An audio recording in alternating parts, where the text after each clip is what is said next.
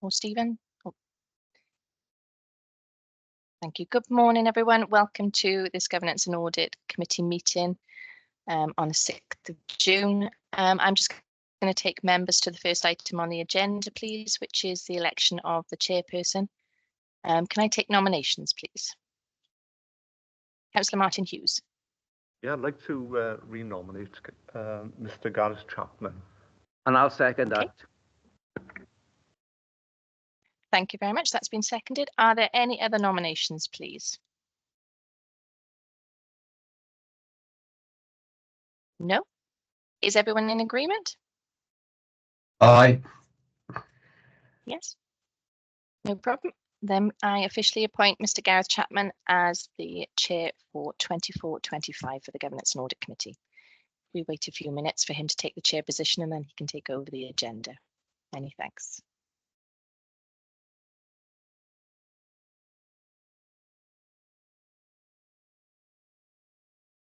There we are. Thank you very much. Thank you, committee, for hopefully what will be another successful year going forward. And again, as I say, thank you very much for your support during the previous 2 years. Item 2 on the agenda is, before I come to that, can I just say welcome to our new members? I apologise for that because obviously 2 of you sat there. Welcome to this Governance and Audit Committee. Hopefully you'll get into the swing of things and everyone's contribution is welcome as long as it's relevant to the matters we're discussing. So look forward to receiving your contributions in due course. So item 2 on the agenda is election of the vice chairperson. Do we have any nominations, please, Richard? I'll formally move Andrew, Chair, if you'll accept it. Okay. Martin? Yes, I'm second that. Okay. Andrew Bagley's the other lay member. Anyone? Any other nominations? Thank you. So therefore, nomination for Vice Chairman is Andrew Bagley.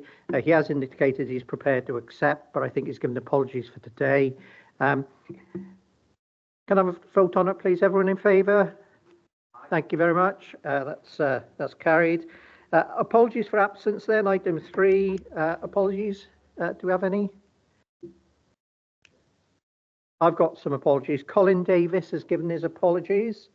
And I also stand Andrew Bagley's given his apologies as well. So if that could be noted. Item 4 on the agenda then is declarations of interest. Do we have any declarations of interest? Nope. Thank you very much. Before you move on from that, can we have a bit of latitude on that? As if we come to something that we think we should, through the agenda, need to declare an interest, can we do that instead of at the beginning? I'm not a legal advisor to this committee, but the advice I would give, had I been a legal advisor, is that members are entitled to raise during any matter that they're discussing. And if it comes to light at that time, you have an interest, you raise it at that time. Clearly, there may well be some matters beforehand you were aware of. Yeah. But sometimes when discussion and debate gets quite involved, all of a sudden you realise you've got an interest and you are entitled, in accordance with the code of conduct, to raise it at that specific time. I'm happy to be corrected by the monitoring officer of Bridgend, but that's my understanding. Yes.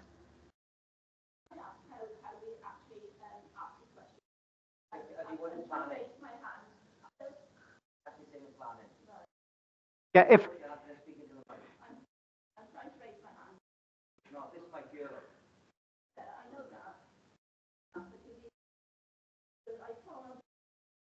no, you put the light on your microphone.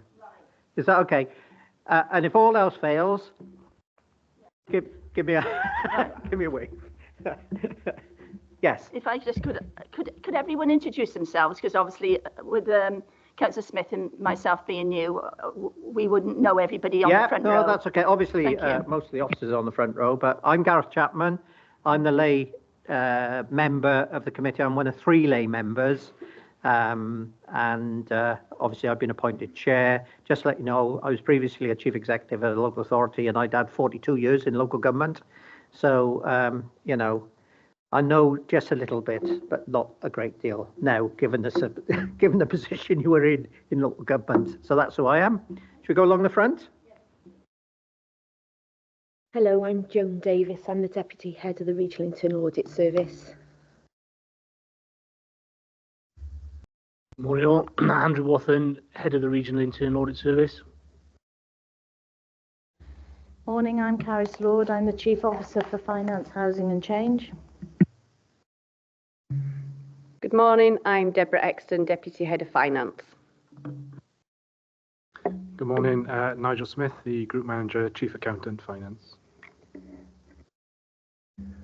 Good morning, I'm Simon Roberts. I'm the Senior Fraud Investigator. Good morning, Mark Shepherd, Chief Executive. Don't know whether any people on screen you may not know. I think you know everyone else. Most of them are elected representatives. Oh, we got our colleagues from Audit Wales, there's Samantha and David there. So they obviously give an input when their items come up. And I think that's it. Is that okay? Lovely. Okay. It's rather remiss of me because it's a bit odd. You go out this favour sync here. Before I do the approval of minutes, I need to read this out, don't I? Can I welcome all members and officers to this meeting of the Governance and Audit Committee, which is held as a hybrid meeting with access via the Council Chamber or from remote locations via Microsoft Teams. The meeting is being recorded and will be available via the Council's website to be viewed as soon as is practicable following the meeting. Could everyone ensure that the mobile phones are switched off or set to silent mode? Members will have received an electronic copy of the agenda. I will ask officers to present a summary of the key points. For the record, the agenda can be viewed on the Council's website. In respect of cameras, I would be grateful if members could keep their cameras on for the duration of the meeting. Members and officers will be speaking at various points during the meeting.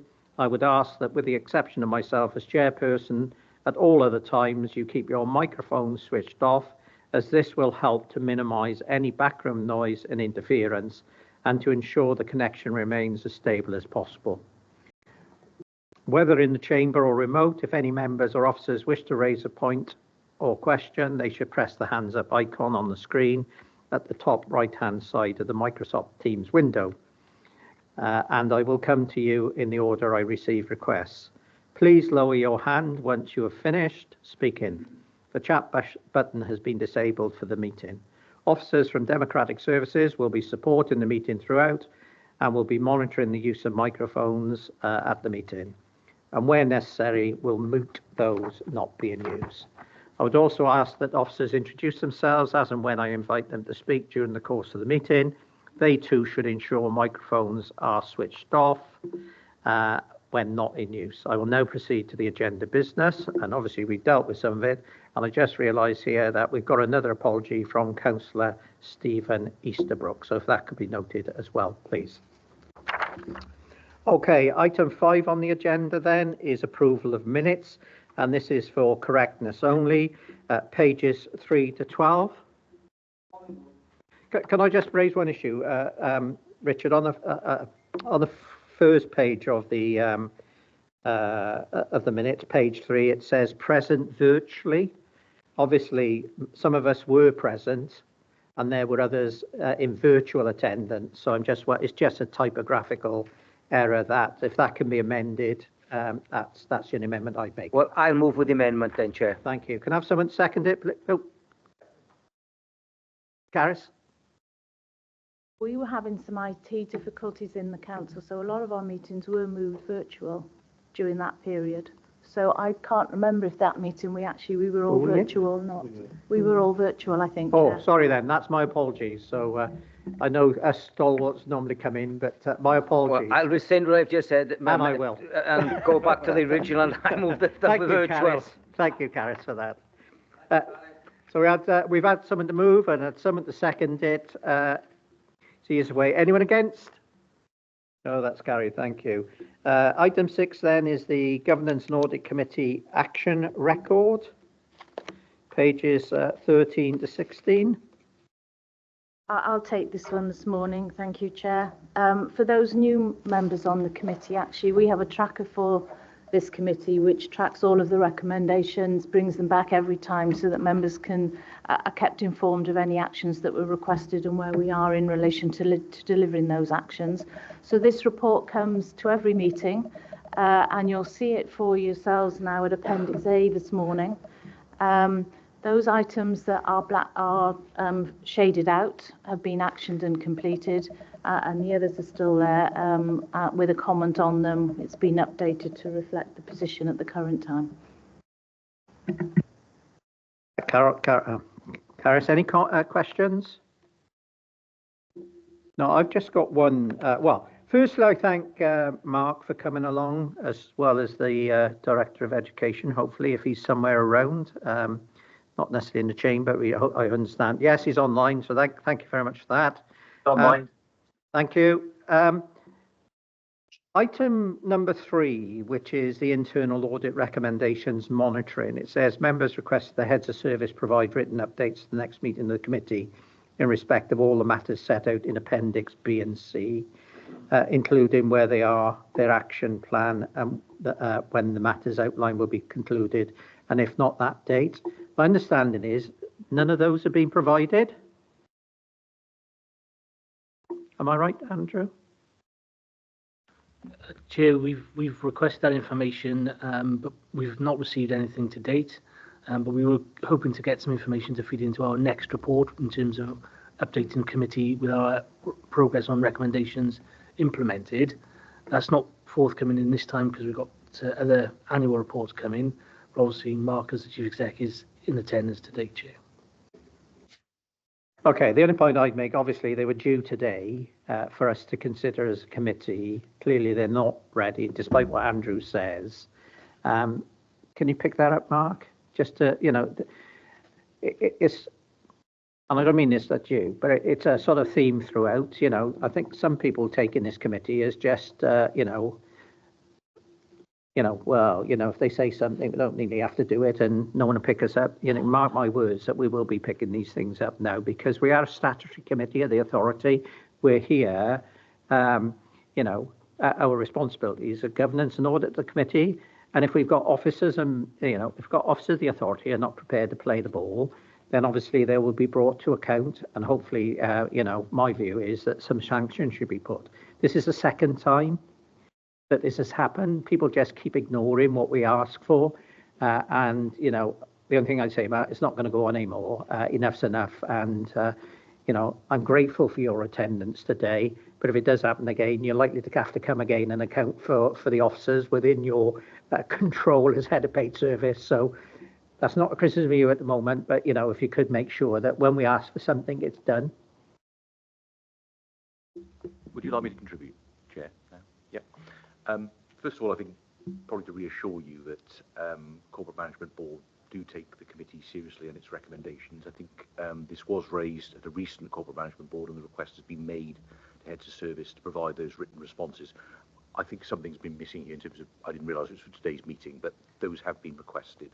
But I would want to reassure you that absolutely the committee's recommendations are taken seriously and the value of the committee is recognised. I think we have a good working relationship with both Audit Wales and Internal Audit, and contextually you'll see that the vast majority of recommendations are actioned and implemented. I think if you wanted me to comment on those that aren't, I'll be honest and say I think in some circumstances it's not good enough and we need to improve. In others, I think there needs to be a better discipline about agreeing the recommendations, because what we sometimes find is that subsequently, after the report's written, we then have officers saying, well, I don't agree with that. Well, the time to have done it was before the recommendation. I think there probably needs to be greater realism sometimes in terms of the deadlines. I think sometimes people are quick to agree something and then realise that they can't do it by a particular date, so I think we need to get better at that. And I suppose I'd say that, and I don't want this to be an excuse, that contextually our other problem is that we are probably more stretched than we've ever been, not just in terms of responding to Governance and Audit Committee, but actually responding to all sorts of things, be that scrutiny, elected member referrals, public correspondence, whatever. And increasingly our capacity, which incidentally is in our corporate risk assessment, to respond to things in a timely manner is sometimes compromised. So That's particularly the case where there's single points of failure. So at the moment, I know we're struggling, for example, in parking. I know there's a particular recommendation around parking, but I know we don't have anyone in work. Things like community asset transfer, where there's a single officer and the single officer's off sick, and equally in areas like corporate landlord, where we've historically struggled to make appointments.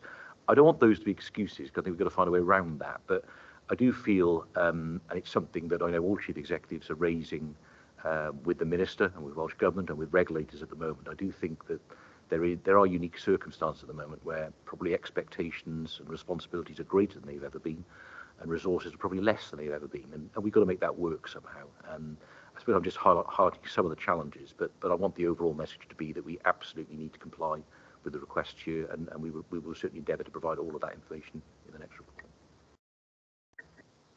Yes, thank you for that, Mark. And, you know, I think the issue is, obviously, we're at the end of the sausage machine here. We get the action plans, we get the dates agreed, as you say, by the officer teams. It's all agreed, and then it comes to us. Now, I think, as you quite rightly say, there needs to be some realism put to that in some respects. If they can't do it in 3 months and it needs 6 months, tell us 6 months. Because what will happen is, if it's not dealt with within 3 months, they're likely to get called in to say why it hasn't been dealt with. So, you know, and I fully understand the full support from the management team as well, and that's greatly appreciated. The only other thing I want to make, obviously you're not here most times, the person who gets it in the neck most times is the person sat by there, Caris. Caris has to take all the messages back to the management team. I feel sorry for her some days because she has it all. But, you know, given your assurance, and Caris, I've got to say, gives us that assurance that you as a management team are picking them up. But if they're going to slip through the net, you know, they won't slip through the net very often now. And, you know, we have started to call them in, as I have in all the other authorities I join with. You know, we got to expect, we're not here to knock the officer team. We're here to make improvements, continuous improvements. And that's hopefully what your officer team should find. But, you know, but there has to be a time and a place, and if time limits are given, then they have to abide by them. Richard?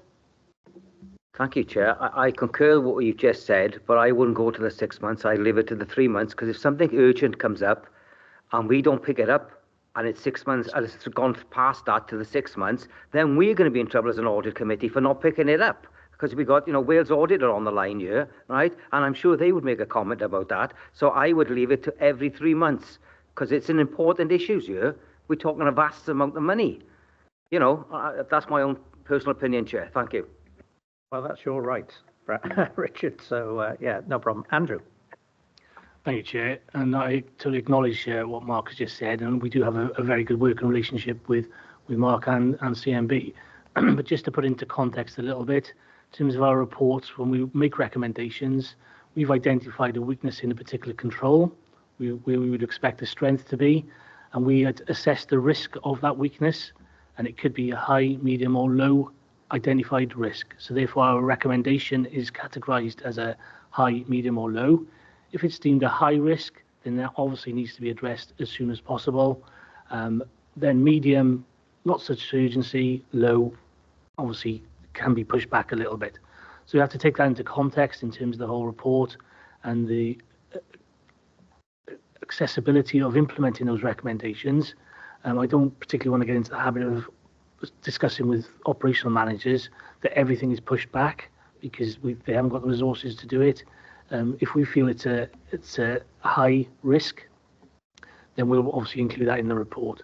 The manager does have some flexibility in terms of the timescales. They're the ones who put the timescales into our report and into the management action plans, and we acknowledge that and we agree that. We then follow that up to make sure it has been implemented with evidence supporting that implementation. Thank you, Andrew. Are there any other questions? I can't see any on the screen. Any comments? Samantha? Thank you, Chair. I just wanted to say that we have recently developed an organisational response form. These forms will accompany each of our reports. They'll include our recommendations, and we ask officers to provide us with an update on, well, their response initially, and then an update on progress as part of our follow-up work. So in the future for this committee, our report should be accompanied with this organisational response form, which should satisfy some of these questions. Thank you for that, Samantha. Obviously, some of those relate to your own reports. These are sort of the internal audit reports as well. So we just need a consistent practice really to move this forward. Okay, if there are no other questions, then any comments? No, someone prepared to move the recommendation, please, that we note the action. Oh, sorry, Caris. Just going to say that Lindsay's here, the Director of Education, who was going to just reassure you, I suppose, with the actions that he's taken in relation to the school issue that was raised at the previous meeting. If that's all right, Chair. Yeah. My apologies, Lindsay. I thought we were going to deal with it later on in the report, but we're happy to deal with this now. It's the issue, I think it was the issues in regards to the school transport issues and the letter you'd written. Whilst members were fairly given that assurance, we were just wondering what other powers you were actually going to use if schools didn't comply with your request, because obviously the members of the committee in April were very concerned, given there was an incident up in my stake several years ago, and people were, I think the impression was treating this with a bit of oh well, we'll do it when we can. Well, we're not accepting that, and again it's just getting that reassurance from yourself. Thank you, Chair. For the purpose of recording, I'm Lindsay Harvey. I'm Corporate Director of Education, Early Years and Young People. Just to reiterate, Chair, the point that the Chief Exec has made, we take recommendations from this committee extremely seriously, as we do from internal audit, and indeed when we receive risk assurance meetings with Audit Wales and other regulators. So you have my full assurance there. With regard to actions, the members of this committee will be aware that I issued a letter to all schools. Clearly, this needs to be served by multiple areas of the council, indeed our insurance team and also fleet services, because all of these will support schools in making sure they undertake their duties safely and in line with legislation. So from that, not only do we issue the letter, Chair, we also follow this up with discussions with head teachers, and I'm aware that mitigating action has been taken. For example, one school has liaised with fleet services, and on their advice, they are now complying with all of the points, particularly the weight limit of the vehicle below 3.5 tonnes. So again, we've been very proactive actually on this, and please accept my unreserved apologies if our action has not come to this committee, because we have taken the action seriously. The next part of the question, Chair, you've asked what were our actions if we see there are lack of action from schools. So as you would imagine, they're multifaceted. The first one would be a promotion of key messages via representative groups. That might be through the Bridgend Federation of Primary Head Teachers, through the Bridgend Association of Secondary Head Teachers, the Executive Head Teachers, and Team Bridgend, which is a cross-phase head teacher meeting. Following that, there will be discussion with relevant officers. That would be from my own directorate, HR, finance, and with external partners, in this instance from the police. Then, if we don't see traction or compliance with that, there would then be formal meetings with senior officers to discuss concerns and agree remedial actions. And then we move on to more serious action. There would be informal schools causing concern letters issued to the schools. This would trigger the implementation and monitoring of a formal action plan. If that's not accepted at that point, which is rare, Chair, we would then issue a formal warning notice. And at this instance, Welsh Government ministers would be informed and formal improvement timetable would be developed and implemented in accordance with the School Standards Organisation Act 2013. Following that, if that still isn't great, and this is very rare this happens, Chair, as you can imagine, there would then be formal intervention using my statutory powers as statutory director under the School Standards Organisation Act. So again, this is rare this would happen. There are 6 grounds for me to facilitate this. 2 of which relate to leadership, governance and management. It's very rare, Chair, that this happens. It's normally nipped in the bud well before then. But again, if we don't see improvement at this stage, there are then further statutory powers available to the local authority. One, a requirement on schools to secure external advice or to collaborate with other schools, to appoint additional governors. We could suspend the delegate authority to the school's governing body to manage the school's budget, or appoint an interim executive board. In exceptional circumstances, Welsh Government ministers could force direct the federation of a school, or indeed close the school. So, sorry, Chair, I know it's a bit of a canter through, but hopefully that gives you assurance that the actions have been taken on the recommendations of this committee, and also that in direct response to your question, I've given you a comprehensive update on the actions available to the local authority and Welsh Government where we see schools failing to comply with legislation or formal recommendations. Thank you, Chair. Has anyone got any questions?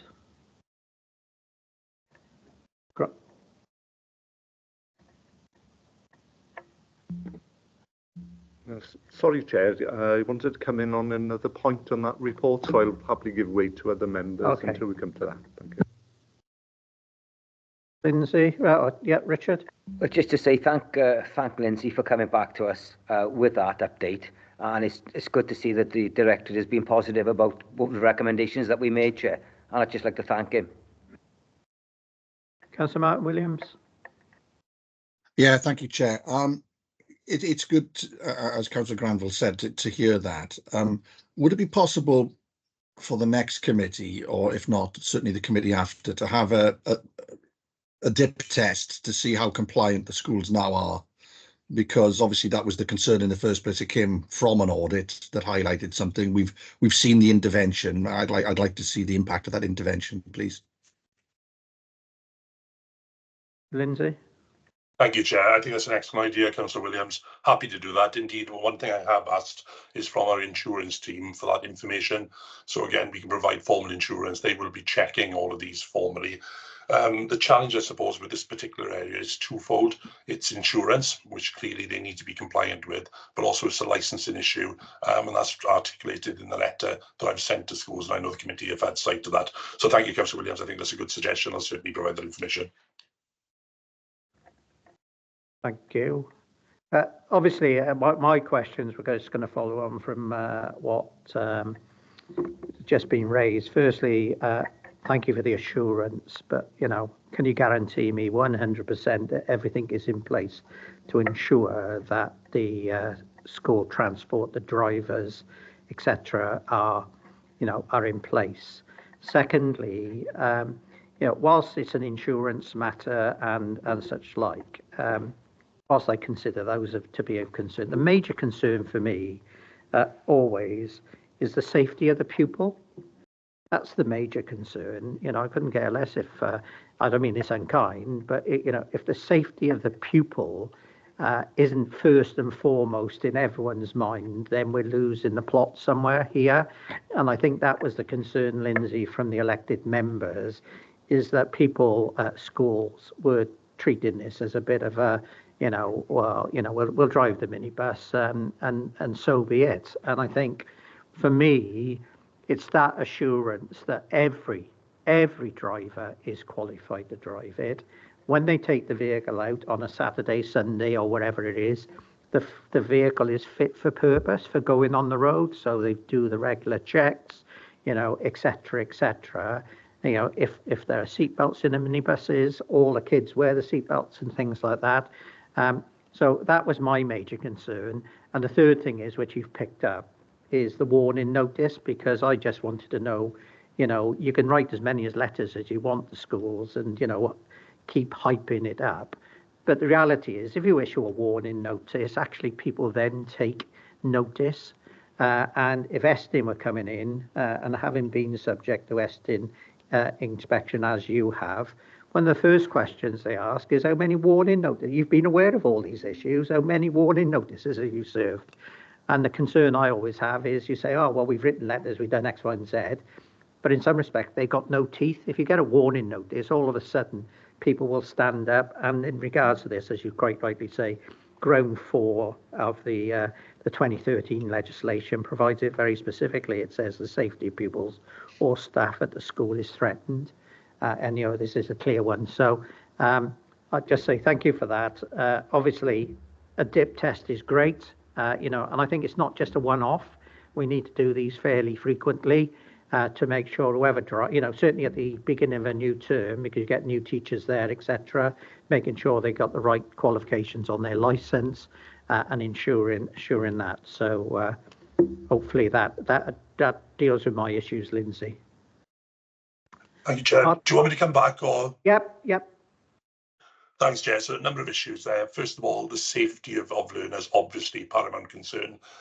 We stress heavily the importance of health and safety and safeguarding.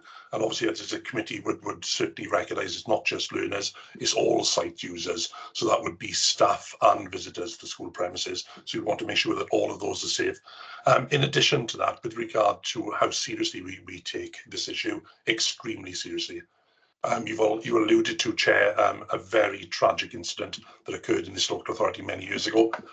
Again, that was awful, tragic. And clearly we want to do everything possible to keep all site users safe, and that's paramount, absolutely. With regard to assurance, I can give you assurance that we take this very seriously. I can give you assurance that we direct schools to follow all necessary legislation and compliance. Obviously, as this committee will be aware, there are certain responsibilities placed on schools and their governing bodies to monitor compliance. So again, part of that would be. So again, I'm more than happy, in line with Councillor Martin Williams's question, to dip test, in fact, provide assurance on all of the areas covered by the mini bus query and come back to this committee with that assurance. And where we do see gaps, and there should be extremely few, if none at the moment, obviously we'll seek to eradicate those before I come back to the next committee. Okay, thank you. Anything else on the transport issue? The final point from me before Martin comes in on one of the other thing is, Lindsay, you will be aware, and again, not saying this is you specifically, but at the last committee meeting in April, I did request a member of your staff to be present at the meeting to deal with these issues, because again, we knew they were going to come up. No one from the directorate turned up whatsoever. And again, as I've just said to the chief exec, I'm not going to accept that anymore. If we make a request for someone to turn up, then they turn up, whether it's yourself or whether it's a member of your team. What I don't like, and I'm telling you now, if I was chief exec, I wouldn't like it. I'm not chief exec with this authority. I'm chair now of governance and audit. I would not accept an officer not turning up to a meeting where there's been a request made to deal with questions, and clearly that's why you're here again this time again to answer these questions. So I'm just making the point. It affects you this time, but it may affect other directors in future. Do not ignore the request for sending someone along to a meeting just to answer the questions, because it will be dealt with quite forcibly. Is that okay? Lindsay? Thank you, Chair. First of all, just to reiterate the formal apologies I provided for the last meeting. I couldn't attend the last meeting. I was attending a regional partnership board meeting at the same time, so I couldn't make it. One of the things you will see within the corporate risk assessment is the lean management structure this directorate has. You will be aware, Chair, that currently we have 4 senior managers within the directorate. Again, that is challenging. It is no excuse. We do need to make sure that we get representation at that meeting, so I do apologise. But again, I would obviously note the fact that it is very difficult sometimes, especially with quite short notice, to attend certain meetings. But I accept the points you made, Chair. I do apologise, and we'll make sure that we do better in future. No, that's okay. But just remember, this is a statutory commission of this committee of this council. This is the thing, with all due respect, you would not turn up at an education committee if you'd been requested to turn up. So I accept the apology, but you do need to send someone of appropriate level to come and answer the questions. So thank you for that. Okay, I understand you've got another meeting to go to now, Lindsay. So that's it. We're not going to ask any more questions on that. So thank you very much for coming along. Thank you, Chair. Thank you, committee members. Martin. Thank you, Chair. It's on item 6. I think we're all aware that we've been under strength with our lay membership contingent on the committee for at least 7 months. There is a process in train to recruit someone to fill the vacancy, one of 4. I think I made the point previously that it's essential that we do so as soon as we can, but also have due regard for the fact that the gender balance isn't there at the moment, and we do need to encourage more women to come forward. Is it possible to have an update on the situation, please? Caris? I can confirm that that advert is now live. I've got the link to it, and I'm happy to circulate it to all members of committee. And actually, I'd encourage you to circulate it to people who you may well think may well be interested in that appointment. Yes, thank you. Thank you, Caris. Could I have an indication of the timescale that we're working to now? It's out for advert now for 3 weeks. And then we will be prioritising the shortlisting and the interviewing as soon after that as we can.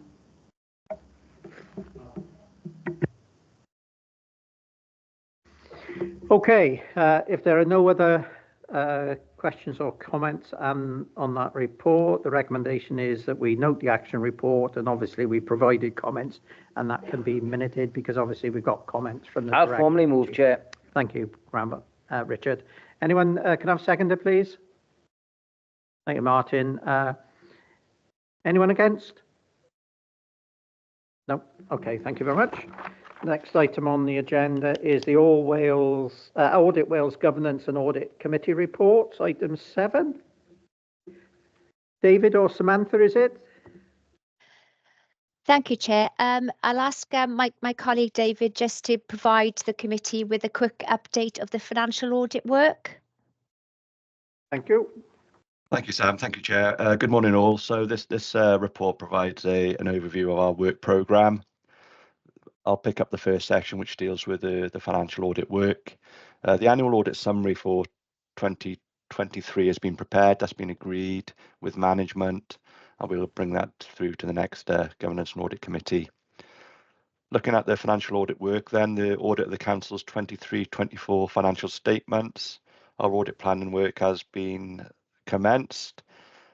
We are now waiting for the draft set of financial statements from the Council, and the intention is to audit those through to the statutory deadline of the 30th of November. The same goes then for the 2 limited assurance reviews relating to Coy Church Crematorium and Porthcawl Harbour. Finally, an update on the certification of the Council's grants for 22-23. We finished our certification work there, certified the housing benefits subsidy claim, the national domestic rates claim, and the teachers' pensions return. So all that work is complete for 22-23. At that point, I'll hand over to Sam, but I'll be happy to take any questions at the end. Thank you, Sam. Thank you, David. Thank you, Chair. So in terms of the performance audit work, obviously this is at a point in time at Q4. And as usual, I'll assume that all committee members have read this particular item. So I will provide an update on work since the last quarter. So basically, I know David alluded to the annual audit summary. We do intend to present that at the next committee alongside the audit plan for 24-25. So that's our plan for the next committee. And that actually summarises all of the key findings from our performance audit work for 22-23, which is now complete. So that will be removed from the update from future reports. So moving on to 23-24, just to say that we are now drafting the wellbeing objective setting report. So we are on target to issue that as a draft, hopefully by the end of this month. Just to say that the focus of the thematic review, commissioning and contract management, that has slightly changed, and the scope of that now is focusing solely on commissioning, and we are planning on meeting the timescale stated. The thematic review on financial sustainability, we are currently drafting that report. So again, we are on target to meet that timetable. And the local project, a review of decision-making arrangements, is currently underway. So there's nothing more I was planning to say in terms of this update, but again, Chair, more than happy to take any questions. Thank you, Sam. Do we have any questions from anyone? Martin, is it a legacy hand from your... Yeah, okay. Any questions, anyone? No, just a couple... Oh, Councillor Smith, sorry. Yeah, thank you, Chair. As a new member to this committee, I just wondered, and it's more sort of for the bench really, what mechanisms other than this committee are there to ensure that the council implements the recommendations from Audit Wales, and how is compliance tracked and reported back to us? I'll take that one if you like, Chair. We've had that discussion actually at this committee on a number of occasions to make sure that things are dealt with in the appropriate place. So if it's appropriate, we do try and refer them through to the relevant overview and scrutiny committee. So if it's a particular service issue, it will go into the relevant service scrutiny committee. If it's more corporate, it will go into COSC. And then what we will be doing is reporting back here. I think it's on a 6-monthly basis in relation to those recommendations, if anything has come up in any of those scrutiny committees, which you would need to be aware of. So we have quite recently actually agreed that recording process across all of our scrutiny committees. It's very important. It's a tracking we need from this committee to make sure recommendations are dealt with. Obviously, as Gareth said, we're here to ensure that assurance is being given. Scrutiny committee's got a very, prescribed role in looking at improving councils, outputs in what they do and looking at new suggestions. And obviously, we as a governance and audit committee just need to ensure that they are dealt with, because as night follows day, if you get a re-inspection, the first thing lots of the regulators do is look at previous reports, and then all of a sudden you're found wanting because you haven't dealt with a report or a recommendation, a sort of 2018 report. So it's very important that they're dealt with, they're tracked, and then we get an outcome at the end of it. So very pertinent question. Thank you. Any other questions from anyone? No, only a couple from me, Sam. In regards to the reports we get from Audit Wales, where it says completed, can we have a date when the report was issued underneath? So rather than completed, is there an opportunity to say, look, report issued, whatever date it was? You're not the first set of Audit Wales officials I've raised that with. I raised it in the Vale last week with Sarah. So it's it's just get those dates so we know what's going on. Second question is in regards to the governance and fire rescue service. Again, it says field work planned in Bridgend, none. Again, I raised the same issue in the Vale, that the governance of the fire and rescue services rests with the constituent authorities, and obviously I think Martin was the member of the Fire and Rescue Service. So I was just wondering what input has Martin or the council had in regards to that review. I am told from Audit Wales, from another authority, that all the elected the representatives on the committee were written to and asked for their comments, and I believe the council's been written to as well. But it's important, in my view, that the council's views put into it, because obviously you pay a levy fee, which is quite substantial. It's not insignificant, and therefore it's for the elected representatives. So I'm just wanting that reassurance that Martin and Mark has had that letter and the council's responded back. Martin? Yes, thank you, Chair. The letter was received from the Minister yesterday, so I've only just picked that up, but it's a letter which invites comments back and some feedback, so I will be making sure that I'll be feeding back into the process. What I would add is that's come, some considerable time since we were, to use the term of the Welsh Government, suspended from our activities. So it's, at least that is some positive move. And for the first time, apart from receiving a P45, I've had some correspondence back. Thank you. Sam? Yes, so first of all, in terms of the dates, that is not a problem. So I'll make sure that that happens for future committees. And again, in terms of that assurance, I have actually spoken to some of my colleagues, and basically all former members of the South Wales Fire and Rescue Authority and all current members of the other two fire and rescue authorities were sent a survey to complete, but basically so we could obtain their perspectives on the governance arrangements. So local members from each council would have been engaged, and we also conducted a number of interviews with some councillors who held or currently hold some specific roles on fire and rescue authorities, such as their authority chairs and committee chairs. So there has been, that level of inclusion.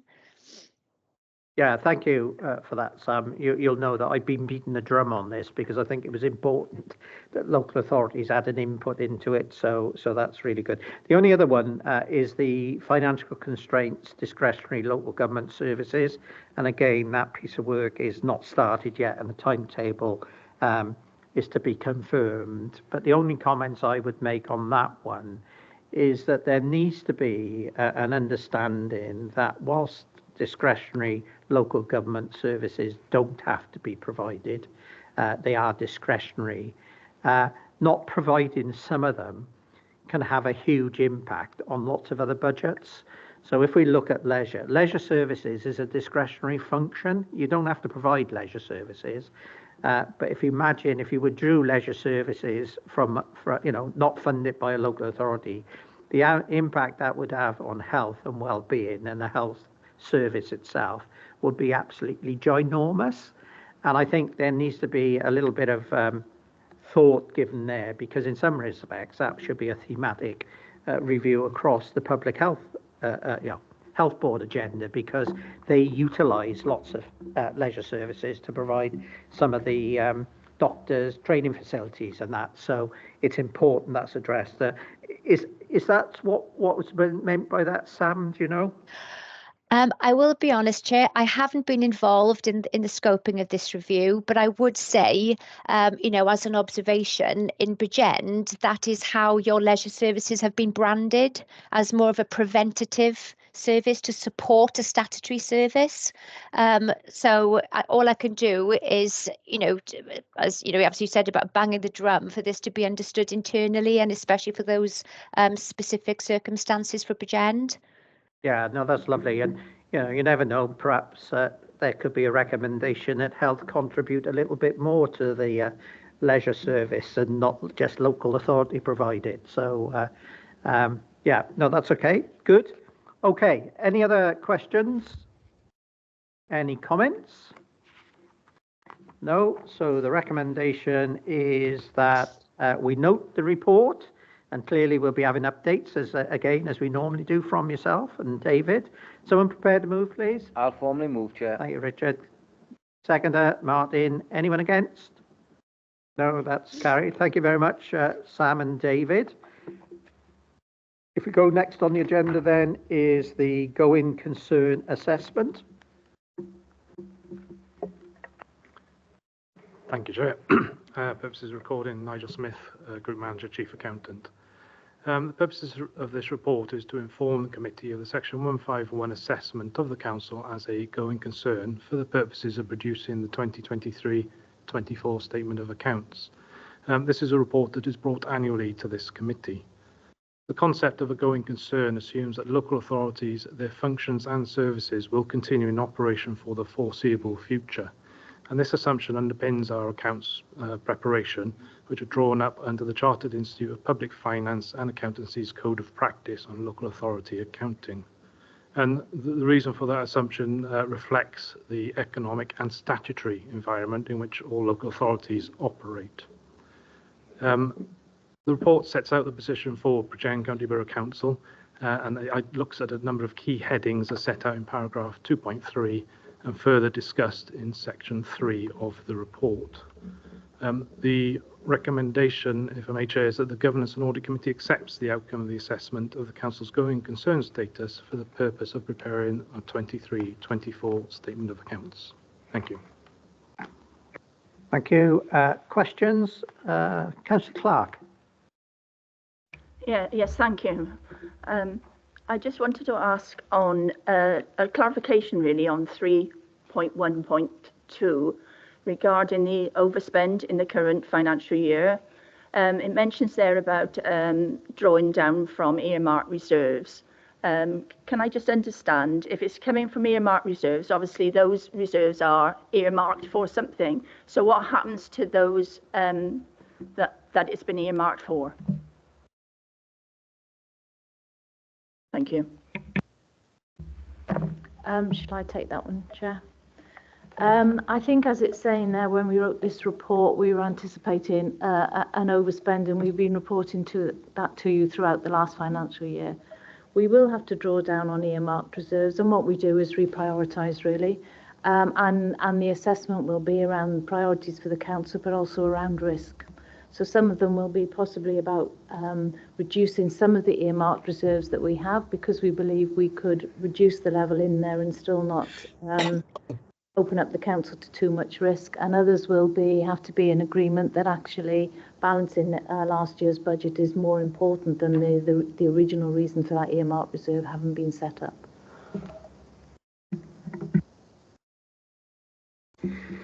The only other question, Nigel, in 3.5.1, it says, and I need to be corrected here, that the Code of Corporate Governance was updated during the financial year, approved by Cabinet in November. Did it come here? Yes, Chair, we brought it here, and that led to the update that we took to Cabinet then.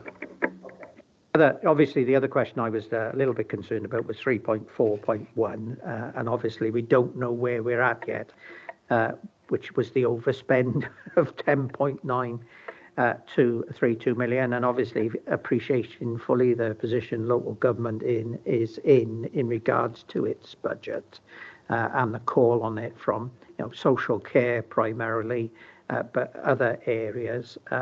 We will only know that presumably once we get the draft accounts finalised, I assume, what the overspend was. We will be we're finalising that now, Chair, and we will be doing a formal report into Cabinet and Council before the summer recess. For that, Gareth. Any other questions? Oh, Councillor Martin Hughes. Yeah, thank you, Chair. It's important for us to formally note our statement. That's been a going concern, of course. My question is about any feedback that we might have received, probably informally at this stage, from other local authorities in Wales. Can you give an indication, what their positions are yet? Or is it too early? Is that, you mean generally around the financial position? It's too early, really. We're all at that point where we're just about closed. I would suggest actually Bridgen may be slightly ahead of the curve in some of that. So it's too early. We have to submit our draft accounts now through to Audit Wales by the end of June. So certainly by the end of this month, we'll have a much clearer position, really, of the position across Wales. I think, though, anecdotally, certainly the discussions on the professional networks last year was very, very difficult for every local authority in Wales, with the same level of pressures and demands that we're experiencing here being experienced elsewhere. For that, Gareth. Councillor Simon Griffiths. Yeah, thanks, Chair. I'm a bit concerned on this about the clarity of the difference between this year, the previous year, and the previous year. We've only really got some figures for the general fund, some figures for the overall earmarked reserves. What I can't see from this is a trend line, and I can't see really a projection. My concern here is that we've got a 10 million overspend. We've got 10 million in the council fund, which basically blows that out. We don't seem to have identified where that money's coming from. He says we'll draw down from earmarked and all general reserves, which seems a little bit wishy-washy for this point of the cycle.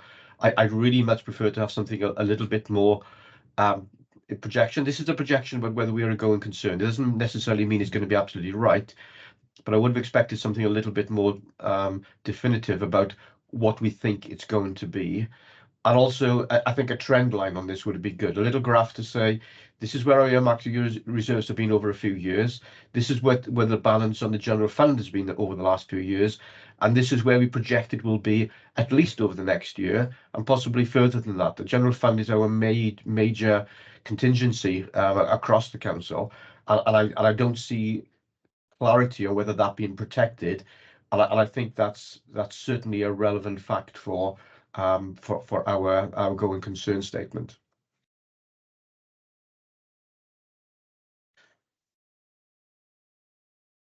I think at the time of writing this report, we're still working through those final details, really. So I haven't got any particular figures to put in here for you. They will be all in that report that we bring, and we will be clear where we've drawn that money from.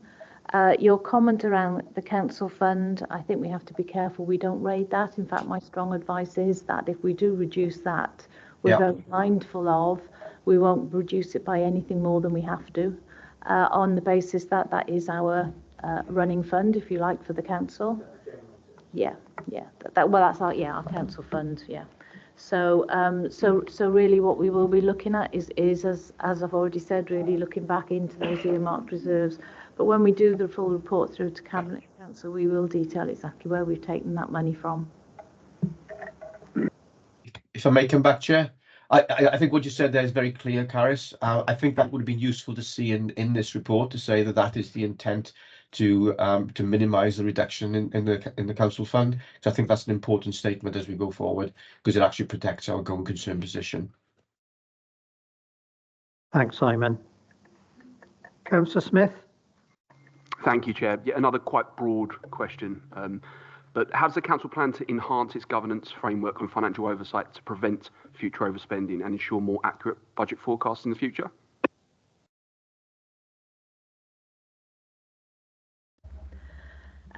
We're always looking to improve and to strengthen. I think the pressures that this council and every other council is facing from a financial point of view are completely unprecedented. Therefore, we're already saying that we need to enhance what we're doing. So, for instance, I've already given an undertaking that we will enhance our monitoring during this financial year.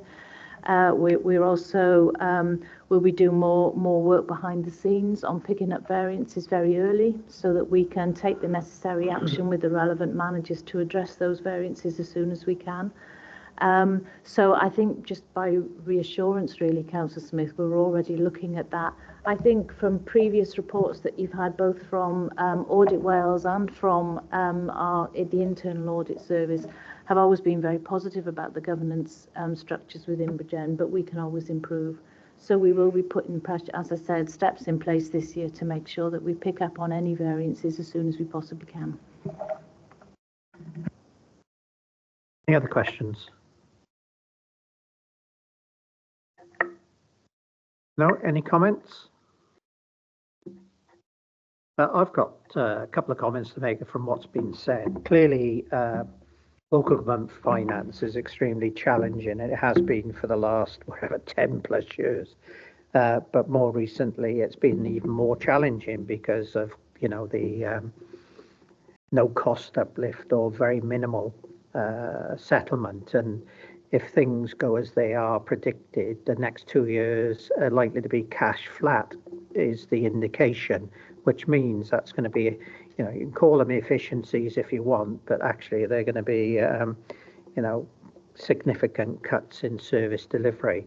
I think the assurance we get in regards to the finances of the authority, whether you like it or not, is they are being managed appropriately. And that's what we require. Clearly, Caris reports together with the Chief Exec to Council and Cabinet on a regular basis in regards to where the financial position is.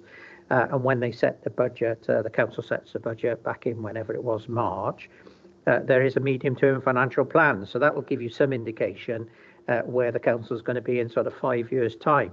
And I doubt in any Council's plan it ends up in a surplus situation. It will always end up in a deficit, no matter what size authority you are, whether you're the biggest or the smallest. Smallest authority in Wales has got about a £13 million deficit at this moment for the next 3 financial years. And, you know, as you go up, the bigger, you know, you look at Cardiff, it's hundreds of millions pounds short. And I think the difficulty is until such time as that's recognised, you know, it's extremely challenging. And again, I'm not making any party political broadcast. Local authorities always get the brunt of it because they get lots of statutory requirements from Welsh Government. Again, an issue which I picked up with Audit Wales last week in a conference, with no additional funding. So you've got statutory requirements to deliver X services, but no one gives you any money to do it. So what you have to do then, unfortunately, in my language, you rob Peter to pay Paul. And with the effect that, you know, you get a detrimental service. And we're going to come on to some of that in, I think, in some of the later reports. So I think, you know, it's a keen one to keep an eye on the budget, you know, and again, you've got unforeseen costings coming out. I know Bridgends had issues around social care and, you know, increases in that, increases. Every authority's got it. It's not just Bridgend. And I think it's going to end unless you get an input of finance. But it does need prudent finances, but it means politicians making bold decisions to balance the books, because you can't do everything.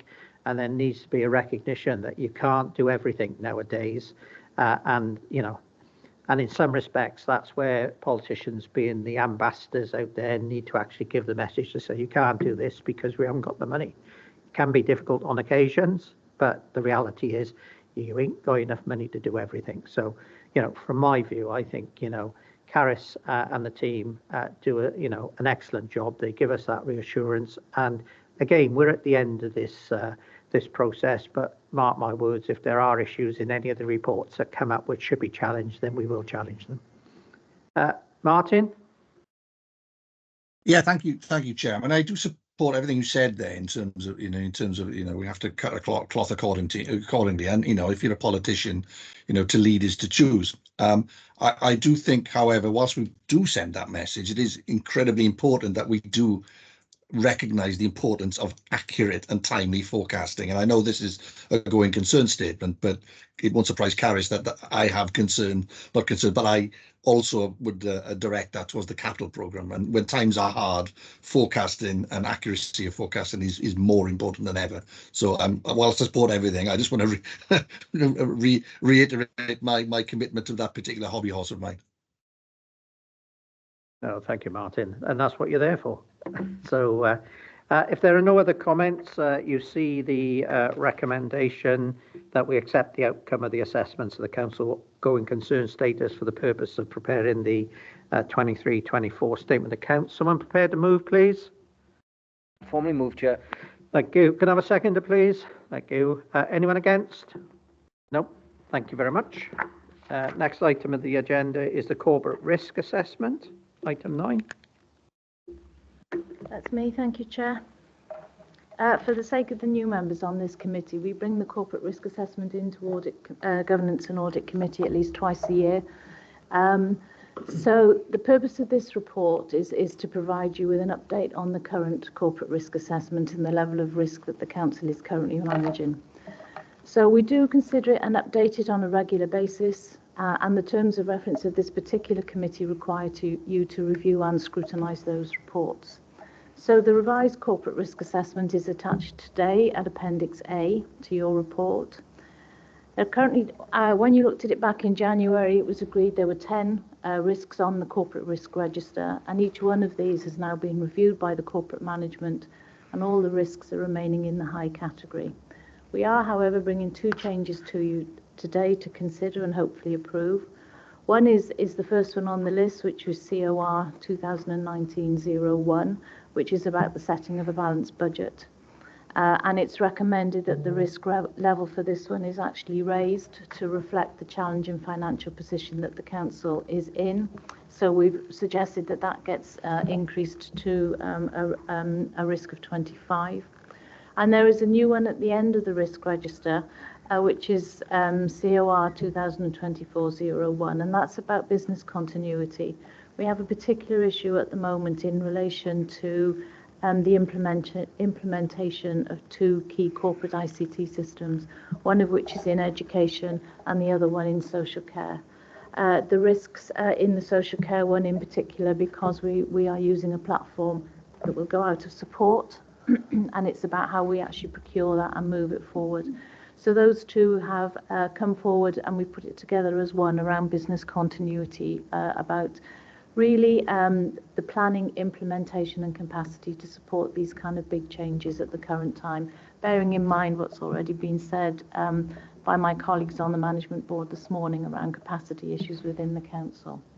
So I think the overall risk level for the council and that we continue to manage is high, with pressure on our finances, increased demand for help and support, workforce pressures and pressures in the economy generally, which are all impacting on the council in a number of different ways. We also have the risk of possible supplier failure and increased costs for the services that we are commissioning. So these are all reflected in the corporate risk assessment that you have in front of you this morning, and they've been taken into account in the risks that in the scoring that we've put there. So Chair, I'd just like to take you to recommendations at section 9 of the report, where it's recommended that the Governance and Audit Committee do consider the corporate risk assessment, and also that you consider and agree the amendments to the risks as detailed within the overall report. Thank you, Chair. Thank you, Caris, for that. Are there any questions? Bayadin? Good morning, Mr. Chair and committee members. My observation on the corporate risk assessment is that a good job was done. But in terms of the recommendation, on the budget item, which has gone to a higher level of risk, I'd mentioned it actually because what we've done in terms of the raw risk, we have rated it lower than the residual risk, and that's actually an anomaly. So because the inherent risk is actually, or the raw risk is meant to be higher, and our actions are meant to reduce that risk. So when we have a raw risk of 20, and then having 25 as the ultimate risk after our action plan, then it shows that our action plans are actually not addressing anything. So so the point is that is either we're addressing and raising the raw risk to 25 and then making the residual risk 25, or there's something we need to do, but as it is, we can actually, it's not something to be, I'm struggling to actually support that. Our action plans is even making the risk to be worse. So I think it's something we need to, that carries have to look at. So whether we can do it here or they are going to come back to bring something that talks to rationale. And I also look at even the other ones as well. So it seems that the controls or the actions that we have for the other items are not really having any impact on the risk that we are tracking. So we're having raw risk having the same rating as the residual risk. So I think it's something we really need to look at. It is technically an issue that's the management team actually has to look at, because it seems controls are not actually having any impact on the risks that we have. Thank you. Thank you, Biden. Caris? Yeah, thank you very much for raising that. I think actually it's a very valid issue. What we're actually showing in the raw risk is the risk that we reported when we last came to you. So and then I think it's probably a presentational issue. I'd suggest maybe what we need to have is what the risk was last time you approved it. Review the raw risk, if you like, and then the actions, and then tell you where we think where we would recommend the risk sits now. So I think you've picked up an important issue there, really. It does, if you read it logically, it doesn't make sense, does it really, that we've got a raw risk and putting actions in place and we've made the risk more difficult. So I think it's a presentational issue. I think it's a valid point. And maybe that's what we need to look at for the next meeting, is we can have what we reported last time to you, And then we can show you what the changes is, the actions, and what that means to the residual risk. I think that might help explain that, but it is a valid point. Biotin? Yeah, so guys, may I recommend that you consider sharing this with your risk team, because that's actually a risk register in there. So the risk register should have the raw risk, not necessarily the previous thing that have been reported. And I'm happy to have a conversation outside of the call with you. I think what was done is correct in terms of what is the raw risk or the inherent risk. I think that is the residual risk that is actually a bit of a challenge. So, and if that's actually what the intention is, I'll recommend that that should be looked at. It's not really, we can have a column for what it is the last time and have a column for what it is now. But we need to know what the risk is in its natural state before we added controls or action plans, and then know what's actually residual.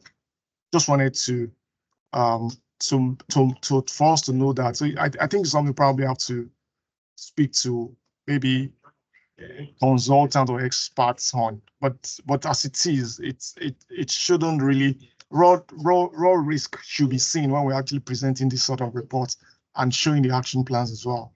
Thank you. I think that's a very valid comment, and I will take that away and look at it for the next time that we bring it to committee. Yeah. Thanks, Gareth. Are there any other questions? Richard? From me, Chair, just to be pedantic, can we've had a copy of written corporate risk assessments, and I got bifocals, and I can't even see them with my bifocals. Can we have them a bit bigger, the writing? Because, you know, we can't read it. I can. No, I will send you the spreadsheet, and then you can, blow it up on screen as you like. I'll do that. Thanks, Gareth. Any other, Councillor Smith? Yeah, just a quick one regarding Core 2024-01, and it may be that no one here is able to answer, but it was just about the business continuity due to the changes in the ICT systems, and wondered if there are any contingency plans in place if the procurement or implementation of these systems are delayed, or are there technical issues that arise? There is a lot of contingency work going on in relation to the social care one. This is being dealt with actually on a regional basis, so that because the system will hopefully operate across social care but also across health. So we're dealing this with our other colleagues, Rhondda Cynnataf and Merthyr and Cwmtaf Morgannwg on this. So there's a lot of contingency planning going on at the moment around this particular issue. I think the reason it's come on the risk assessment really is that the consequences of us not implementing this correctly are significant because of the safeguarding issues and the quantity and detail of information that we hold in order to manage those risks. So that's why it's come up onto the risk assessment really. Richard? Thank you, Chair. Very quickly, can I just pick up the point from Cwmtaf Morgannwg, and that is a bit of a hairy reading, where they're saying that, people are in hospital and they're waiting for beds outside, but people are dying. So I don't know what we can do about that as a local authority. I think, we're working closely with them. We've got a committee meeting tomorrow, but it's just harrowing to read what's on here. You know what I mean? I don't know how we get around that, Chair. I don't know, perhaps if Caris or somebody wants to comment on that. I think, again, that's the one when actually there is an awful lot of work going on, I would say on a daily basis, with work between the Health Board and ourselves with regards to how we assist the flow of people out of hospital in a timely manner. And I know that colleagues in social care spend an awful lot of time planning on that. There will always be instances where that is difficult. And I think the services reported previously to you issues around capacity within things like the domiciliary care market and the ability to purchase the care. But I know that the social care teams work very hard with health to minimise the impact of that as much as they possibly can. For that response, but Carlos, do we know from the CUMTAF, are they working with developers to assess where appropriate buildings like surgeries or hospitals are built pre-planning, right? Because I think things need to be looked at further down the line for accommodation and stuff like that. So if they're not dealing with people that are planning to put planning applications in on ground, so there is a problem here, right? Because I've got a question to ask tomorrow regarding that issue, Chair, and I think we need to strengthen that up. I don't know which way we can get them to do it, but they're not engaging, right? They're saying they are, but they're not. So I don't know how we can deal with that. Problem is, Richard, that there's a bit outside this this provision of this. You know, clearly, maybe those questions should be posed to the Social Services Committee or the Social Services Scrutiny Committee, because you know, the real issues, if you raise there, are correct, quite disturbing, really. And I think, you know, surely I would have thought you would do your justice tomorrow and raise the question again, but maybe it's a question that needs to be posed somewhere else, and maybe Mark and or Karis could raise it with the Director of Social Services to see what can be done. Any other questions? No, I've got a comment, unless there are any other comments. My comment is in regards to WICIS.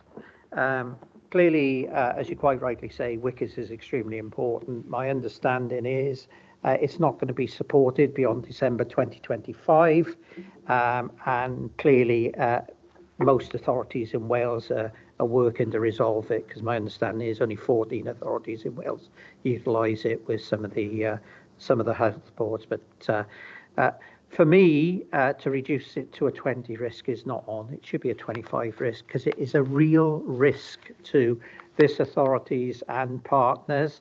You know, the narrative says, you know, people are working with Welsh Government now, there's funding in place, and whilst funding is placed, now we've got to go out for a system to be introduced, so that's got to be procured.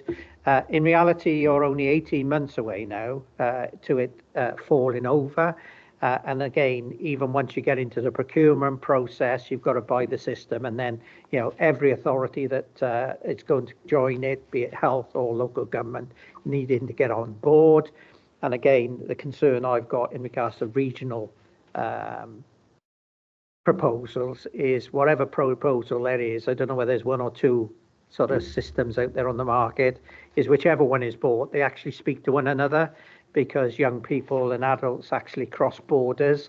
So what you don't want is a system in Aneurin and Bevan which doesn't speak to the system in CUMTAF, that doesn't speak to the system in Cardiff and the Vale, and all of a sudden you get major chaos. So that's what concerns me.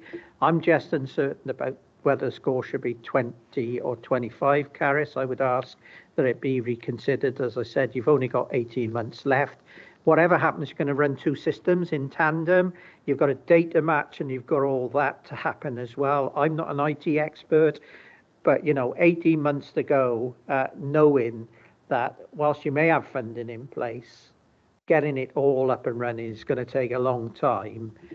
Is that risk, you know, a really high risk for the authority and your partners? So can I ask it to be reconsidered to go back to 25, because you know, it's for me, it's a real issue. It is an issue for the authority, and that's why we're suggesting it comes on to the corporate risk assessment at this point. If I may, Chair, maybe I could take it away, and I can talk to the relevant directors and have that discussion. And if committee are happy and they agree, and they think your point is well made, and we increase it, if committee are happy, therefore, that I then increase it after I've had those discussions. Yeah. I don't think I need to declare an interest, but this issue is on Newport's and it is on the Vales, where I chair. Newport has currently put it on its register, exactly the same as Bridgend has done. It's put it on a score with 20. They believe it's a potential risk, but they did agree with me at the committee meeting last week that it's a real risk, and therefore they're going to look at putting it up to 25. Bridgend has got it as 25 at the moment. So, you know, I think it is, everyone's in the same boat in South East Wales in reality. So and it does need to be, because the impact on the service clients will be immense if we get it wrong. Again, it will be immense. And if you could, that's Gareth, that would be great. Thank you very much. Are there any other comments? No, we see the recommendations that we consider the corporate risk assessment. So I think we note the corporate risk assessment and we agree the amendments to the risk details in paragraph 3.2. Someone prepared to move, please? I'll formally move that, Chair. Thank you, Richard. Can I have a seconder? Thank you, Martin. Anyone against? No. Thank you. Next item on the agenda is the Audit Wales audit inquiries to those charged with governance and management for 23-24 audit. Is that you, David? I'd probably take this one. Oh, Chair, Nigel. Sorry, right, Nigel. Sorry, my apologies. No problem. Thanks, Chair. The purpose of the report is to provide the committee with Audit Wales's audit inquiries to those charged with governance and management letter, which has been attached at Appendix A to the report, and ask the committee to consider the responses that have been put forward. The appendices to the letter set out a number of questions to management and those charged with governance, and this is a letter that we receive annually as part of the audit planning towards the Statement of Accounts audit. Audit Wales have requested that the completed responses be returned to them by the end of this month, 30th of June, and the committee is asked to consider and approve the responses. So if I were to take you to the recommendation, it'd be recommended that the committee agrees the responses in the letter as attached at the appendix. Thank you. Thank you, Nigel. Are there any questions? No? Any comments? I've got one comment to make, and this is being very pedantic now, and this is not for you, this is for Audit Wales. In question 23 and 28, it says, how does the Audit Committee, in your role as, since 2022, local authorities have not had audit committees. They've now been reconfigured as governance and audit committees. So the question is actually wrong. So I'm just wondering whether someone could just address that, David, in Audit Wales, to pick up that we are now governance and audit and not an audit committee. We're not going back 3 years or whatever. I would be extremely grateful. Your point is noted, Chair, and I will feed that back to our teams. Thank you for that. Martin? Yes, thank you, Chair. Just picking up on your initial comments at the start of the meeting, acknowledging that there has been a churn in membership of this committee as well, quite substantial mid-term. And it's important that we as members, kept up to speed on the particulars of this subject area. So it might mean some additional training required or extra briefings so that we're all as one and up to speed. Thanks. Thank you for that, Martin. We did discuss it, Gareth and I, in a different place when we had an Audit Wales sort of seminar. So I think continuous training is very important, even for us who've been on it a long time, just to keep us up to speed, as with Treasury management on all the rest. So it may be useful for the new members. If you wish to attend, that'd be great. There is a training session next week on the 13th of June with DWP, because there were some questions come from this committee some time ago, last year I think it was, in regards to DWP. So hopefully you, if you've not already got that request, there is a training session in June, and we can, I'm sure, get you sent that out if you haven't got it already. Okay, any other comments? No, you see the recommendation then that we agree the responses to the Audit Wales audit inquiries as per the letter attached. Someone please move. Thank you, Martin. Can I have a seconder? Thank you. Anyone against? Nope. Thank you very much. We got item 11 then is the annual internal audit report 23-24. Thank you, Chair. Thank you, Chair. Andrew Wathen, Head of the Regional Internal Audit Service. This is one of the key reports we bring into committee on an annual basis, and the purpose of it is to provide Governance and Audit Committee with my annual opinion on the Council's control environment in terms of governance, risk management and internal control, and to outline the work we've undertaken during the year and the performance of the team. The headlines are positive in that overall there is a reasonable level of assurance across the organisation in terms of the internal control environment, governance arrangements and risk management process which are in place. And also good news is that we've covered 90% of our audit plan. So I'll come into that in a little bit more detail. But one of the main reasons for the report is also to comply with the public sector internal audit standards, where I'm required to provide an annual report and update committee in terms of the effectiveness of the Council's framework for governance, risk management and internal control, present a summary of the work we've undertaken. We do provide a quarterly update on that as well, so members should be familiar with the work that we're bringing to you. This is a conclusion of all work we've undertaken in 23-24. Identify any issues. We do so when we provide limited assurance to committee and a summary of why we felt they were limited assurance, and ensure that we are compliant with public sector internal audit standards. So in terms of the report itself, Chair, I'm not going to go through it in detail, but I will give a brief overview if I may, and to provide members with a bit of background in terms of how your internal audit is provided at Bridgend. We are internal to the organisation, but we run a regional internal audit service. It was developed in 2019 with 4 partners, Bridgend, Merthyr, RCT, and hosted by the Vale of Glamorgan. That's continued, and it's due for its 5-year renewal as of now, 2024. Just to give members a heads up that RCT have formally given notice that they do not wish to continue with the partnership and have gone back to an in-house provision for their internal audit service. So from 24-25, we will be adopting a 3-partner model. So overall, I have to give an opinion on the adequacy of the control environment within the organisation, and we do that by undertaking individual audit jobs, as outlined by the agreed plan by this committee. We provide an opinion which is substantial, reasonable, limited or no assurance, and the definition of that is set out at 2.2. For 23-24, in Table 2 is an outline of the opinions which we have issued. So 41 opinions issued overall, broken down into substantial, reasonable, limited, but with no assurance. So again, a positive place to be. You'll see from that table that 85% of your opinions issued are positive. In terms of the limited assurances, I'll come to those in a bit more detail later in the report, Chair. From Figure 1, the pie chart graph indicates that there is a positive level of assurance across the organisation in terms of there are a lot more reasonables and substantials than any other opinions. For comparisons purposes, we've also included the details for 22-23 set out in Table 3. It's very much of a muchness.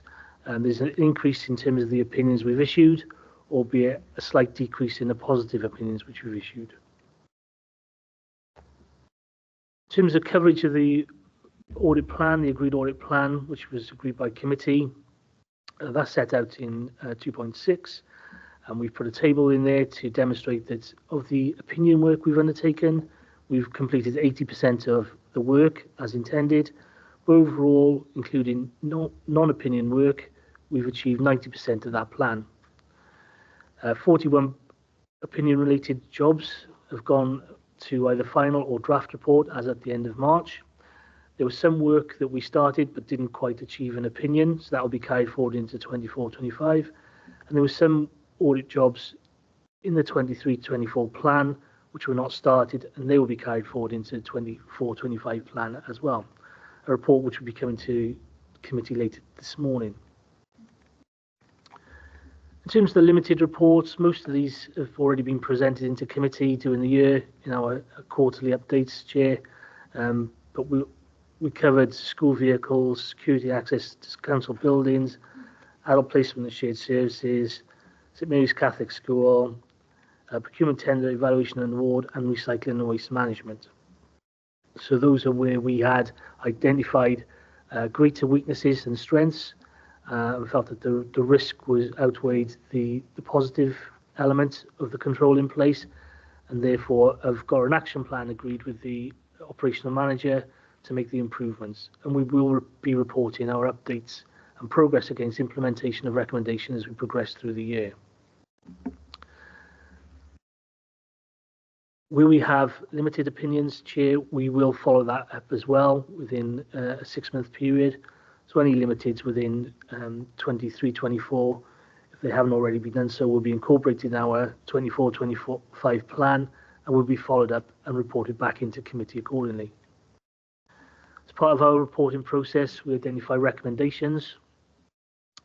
As mentioned already today, we determine whether they are high, medium or low in terms of implementation of an action to address the weaknesses which we've identified. Table 5 sets out all the recommendations we've made in 23-24, high, medium and low, total of 230, and split over a range of different activities. In terms of the follow-up situation, Chair, we will follow up high and medium recommendations throughout the year and report on progress. And as I said, any limited assurance opinions, we will go back and do a follow-up audit specifically. With low recommendations, we leave the onus on to operational managers and for them to implement as agreed in their action plans. We do get involved in counter fraud work, and we work very closely with the council's senior fraud investigator. So there's some information around the aspects of fraud in paragraph 5, and we do coordinate the National Fraud Initiative, which is a national initiative covering 1,200 organisations across the UK. It's a data matching exercise, and we can provide further information in due course in year if required. There will be a separate annual corporate fraud report presented into committee later in the year, and that will be coordinated by Simons, the senior fraud investigator, and ourselves, internal audit.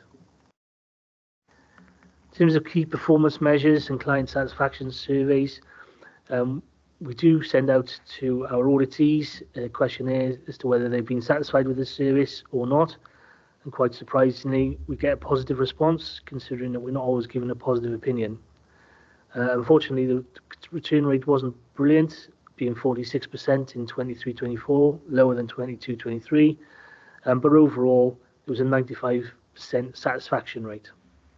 And we've just put some comments down there in terms of the feedback we get. We invite the auditees to provide us with comments of how well they felt the audit went or didn't go, and we'll take that on board and help in terms of any improvements which we need to make. We take on board positive and negative comments. In terms of delivering an internal audit service, we need to maintain a professional and competent service, and we encourage all our staff to go through professional training. We've got 2 graduate auditors on board, and they're going through a professional qualification, which is SIPFA. Just for information, Chair, we've had 5 requests from current members of the team to pursue professional training into 24-25. And we would always encourage and support CPD for our staff to do that. We also have enabled them to do internal training, and there's a list of some of the training which has been attended during the year. At the outset, I mentioned that we'd achieved 90% of the audit plan. That's set out in Table 6, paragraph 8.1. 90% of the plan completed, significantly better and improved on last year's performance of 79, and significantly higher than the Welsh average. Recommendations accepted versus made are 100% in Bridgend, against an average of 98%. The trick is there to get those recommendations implemented, and that's why we do the follow-up process as outlined previously. And again, we'll be reporting back into committee our progress of that in due course. And I've already mentioned that the auditees being satisfied with our level of audit service.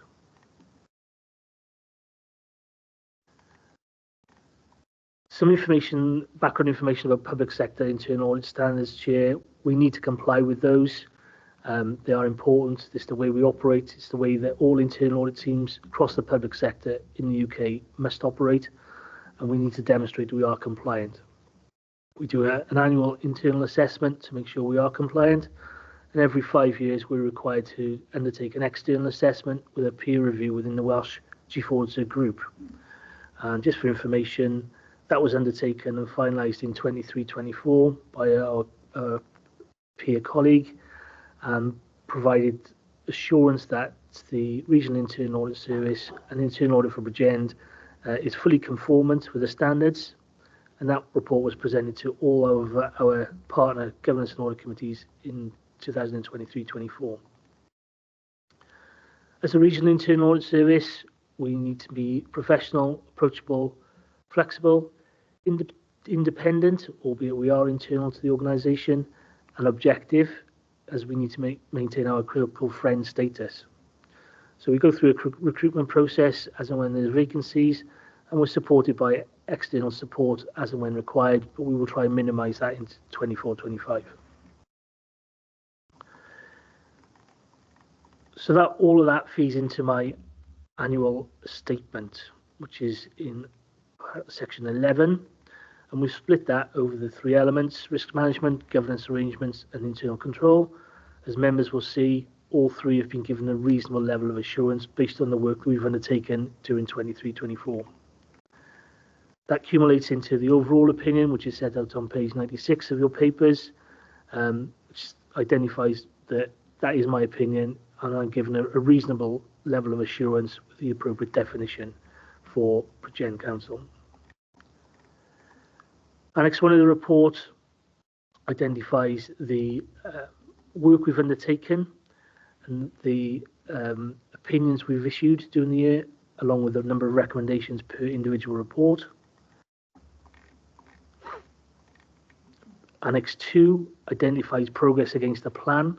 So that is the actual plan that was agreed by committee, the status of whether it's complete or in progress or carried forward, with the appropriate opinion, and again the recommendations noted. That also includes the non-opinion work we've undertaken during the year, Chair. Moving then on to a bit more detail around the recommendation monitoring report. Members will hopefully be familiar with this format of reporting. It's one of the regular reports we report in on a quarterly basis of the number of recommendations made, number not agreed, and you'll see that there are none, which is positive, the number which have been implemented, the number which are overdue, very minimal, and the number with a future date. And we will check that in terms of our monitoring progress as we work through the year. Lastly, Chair, Annex 4 is the copy of the questionnaire which we send out to our auditees just for information. So if I could take members back to the recommendation, it's for members to consider and note the annual internal audit report for 23-24, including the head of internal audit's annual opinion on the adequacy of the effectiveness of the council's framework for governance, risk management and internal control. Happy to take any questions, Chair. Thank you for that, Andrew, taking us through that report. Very comprehensive. Questions, Councillor Hughes? Yes, thank you, Chair. There's lots of information there, and there are some issues of concern, perhaps, that we might want to return to as part of a discussion. But in terms of questions, if I could ask Andrew to, in reference to Table 6, there's an entry in the top, the bottom right-hand corner, where average performance overall for the Welsh Chief Auditors Group is shown as 100% of clients' responses, at least satisfied.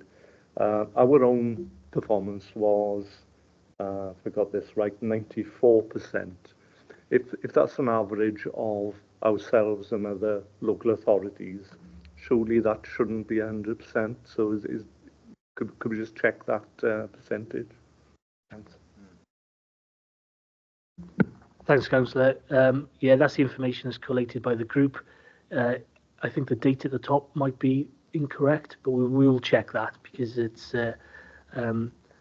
performance we've reported in Bridgend is for 23-24, which is 95%. The average for 22-23 is 100%, so different financial years. But we will check the maths on that. We're not comparing apples with apples.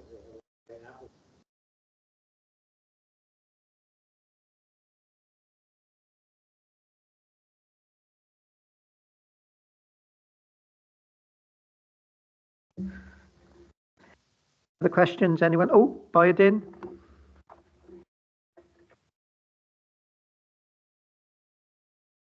Thank you, Chair. On the review that were done for procurement, tender, evaluation and board, the outcome is showing limited, right? Which is actually not a very, or maybe by the metrics, maybe I go wrong. It's not really a very comforting outcome that we have there. And if I take it also to recycle and waste management, where income was not being recognized, and we're actually in a period of austerity, it will be good one actually to know what exactly the core issues were, to the extent that the audit turned out not so good as expected. And I think that, yeah, I think the details also of what it is that has happened, or what are the factors that led to that, I think it will be very, very good that they are shared with us. And we know the exact action plans to make sure that this doesn't occur again, and we can address the issues. Thank you. Thank you, Biden. I think we've included a summary of why we felt it was a limited opinion. As I mentioned already, the limited opinions are where we've identified more weaknesses than strengths when we check the actual control environment, the key control objectives in this particular audit. So that's why we felt it was less positive opinion. We do agree the action plan with the operational manager to take that forward. And when the report is then finalised, the head of service and director also gets a copy of that. As it was limited, we will be following this up as a second audit, not just relying on management providing us with information to say that they've implemented the recommendations. And we will be reporting back into committee accordingly. If there are any issues, obviously we'll bring that to the attention of committee chair. Yeah, thanks, Andrew. I'm sorry, Mr. Chair, right? I think for those sort of audits, we need to actually have more details than just the statistics that shows what is being done. I think we should actually get into more details, not the management details, but actually what are the issues, so that we can know what exactly is driving those sort of exception. And that might not be necessarily for you as auditor, but I think that the management or leadership of the council should provide that to us, maybe on a separately, beside tracking that's been done. Not necessarily for us to be tracking separately, but to have the details of what exactly has happened and see the actual action plans for mitigating such audit outcome. Thank you. Thanks again for that, Biden. Yes, our reports are written for the service managers and directors from an internal perspective, and that's why we provide a summary into committee in terms of making sure that the process is in place to address those weaknesses. If members are concerned, then we can provide the agreed action plan into committee next time round, and I'll make sure we do that, Chair. Councillor Smith. Thank you, Chair. Yeah, I note that the report states 100% of the recommendations have been accepted by management, which is great, but I wonder if you could tell me what metrics or KPIs are used to measure the impact of these recommendations?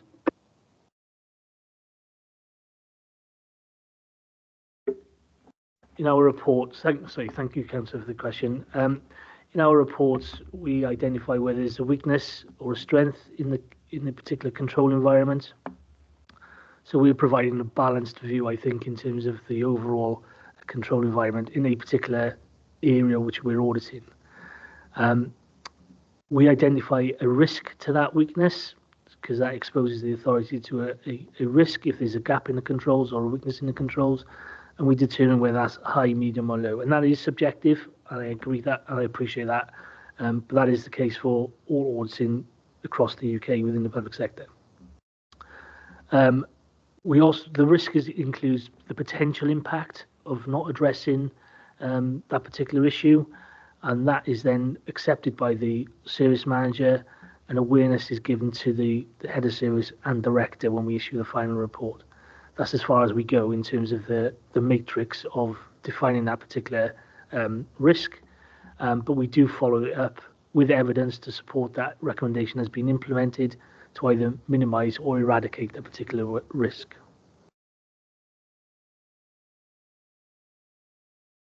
Any other questions? Any comments? I'll make a couple of comments. Firstly, Andrew, thank you for the report. I think we're making good progress. When you look at 60 audit assignments being completed,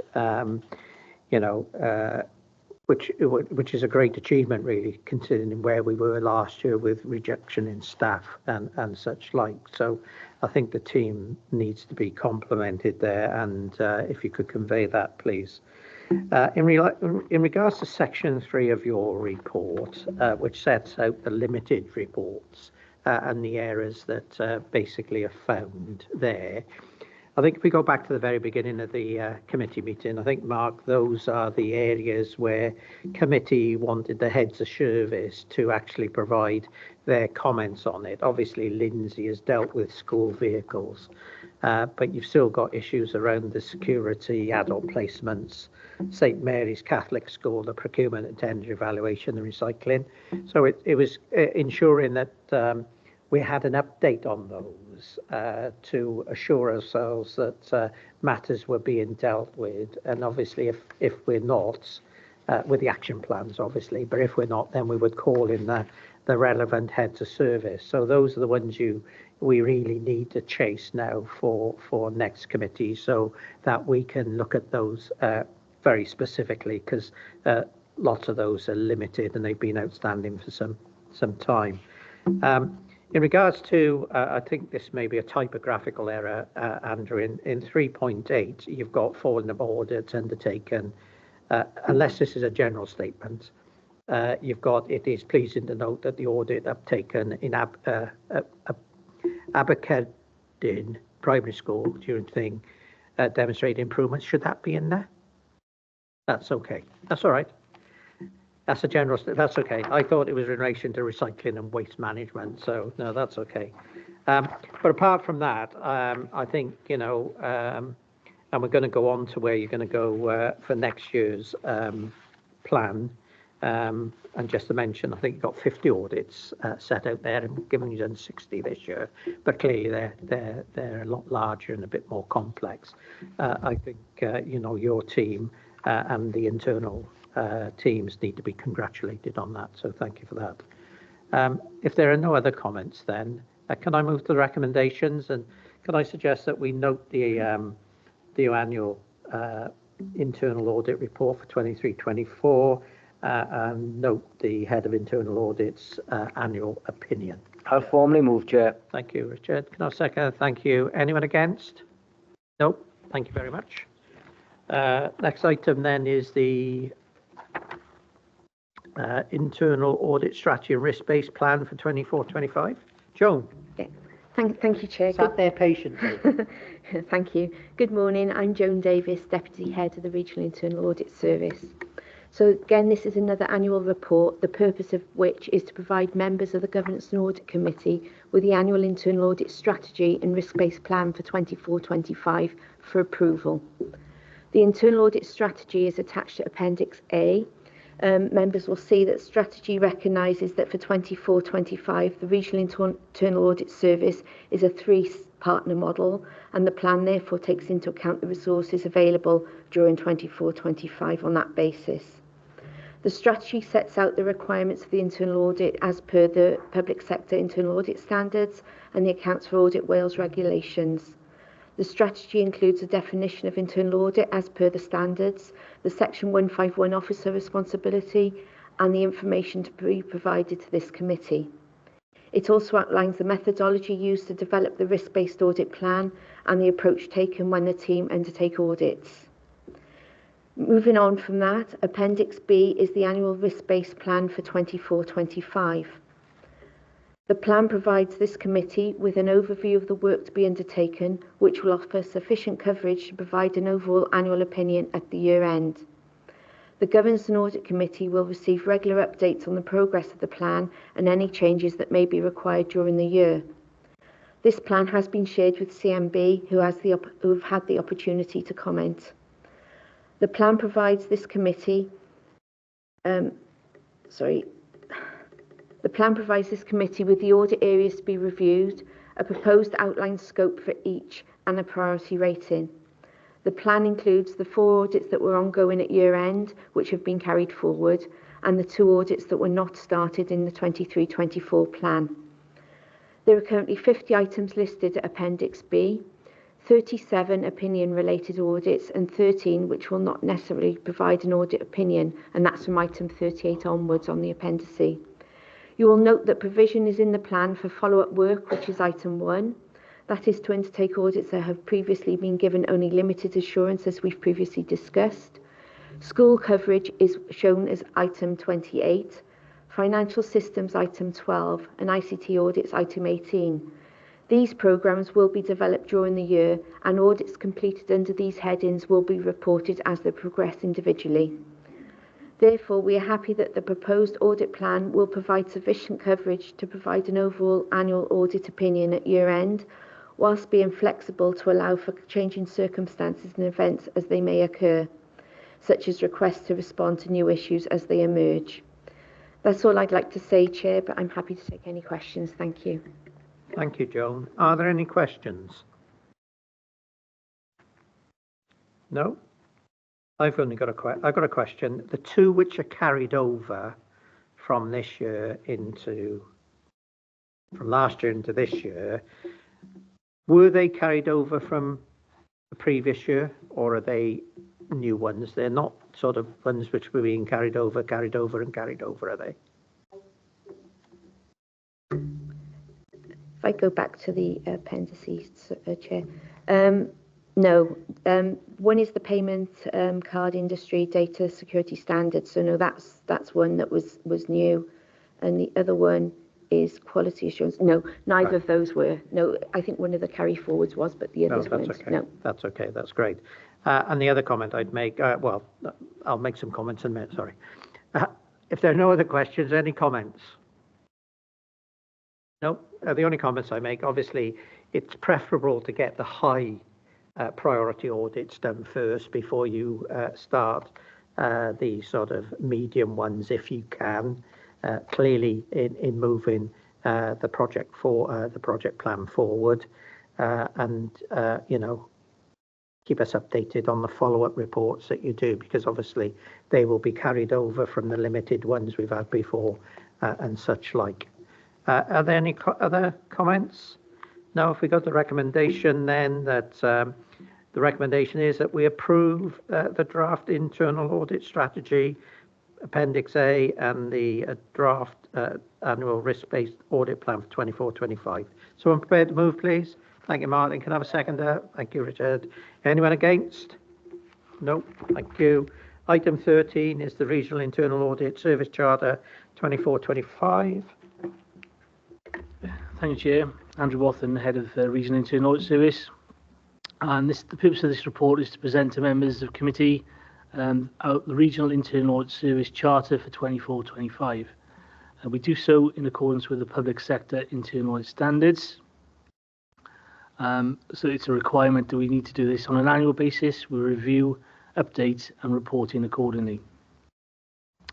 For 24-25, there are no significant changes from the 23-24 Charter, Chair, but just to outline the fact that the Charter is in place to ensure that we do comply with the Public Sector Internal Audit Standards, sets out how we operate as an internal audit team, sets out our relationships with various members of the hierarchy within the organisation, and also our access rights across the board in terms of documentation and personnel. The charter is split into 4 sections: purpose, authority and responsibility, independence and objectivity, how we demonstrate we do that, proficiency and do professional care, along with our quality assurance and improvement programme.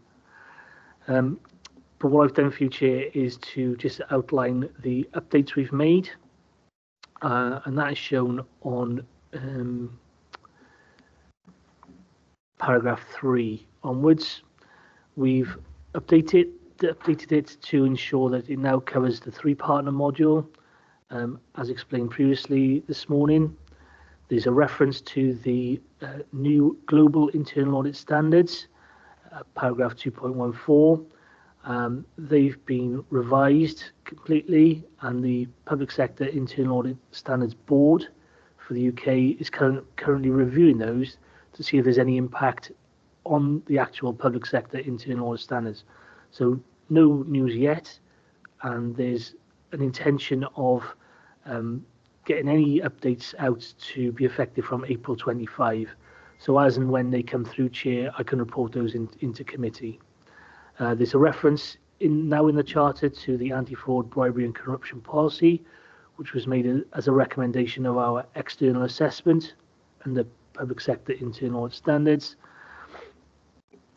And it also refers to the fact that we've had an external assessment and we are completely conforming to public sector internal audit standards, and that matter has been reported to all partners within the regional service.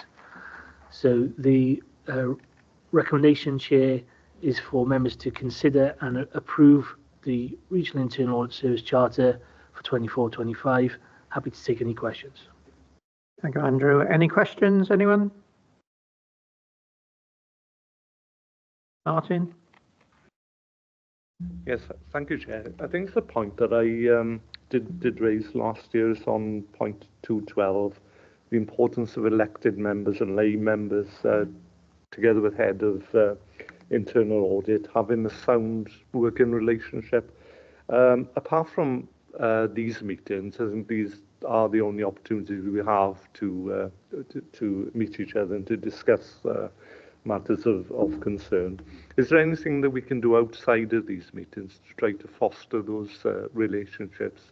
For example, annual briefing or an away day or something like that, because I note also that it would need to involve the scrutiny chairs as well.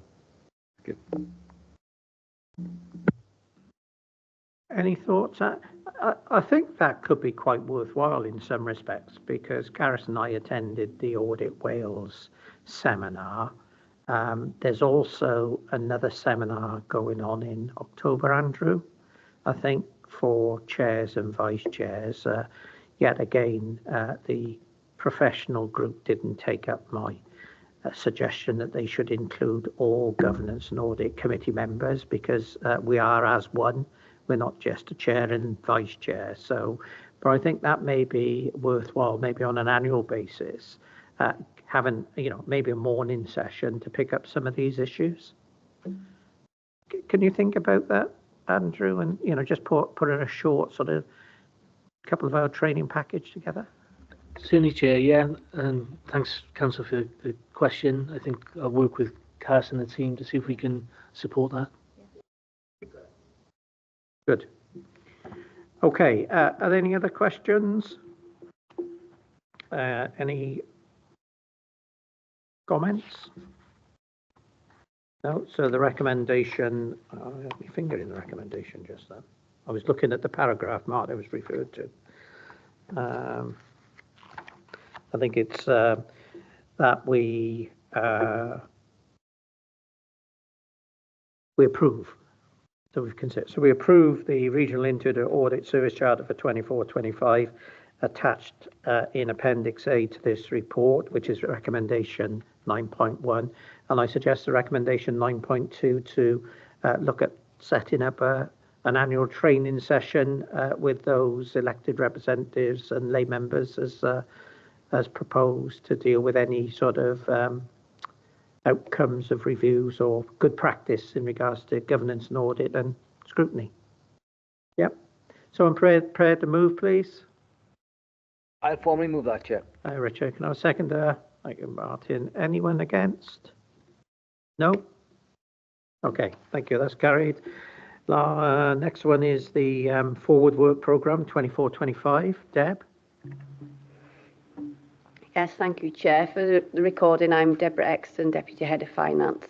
The purpose of this report is to seek approval for the updated Forward Work Programme for the 2024-25 year.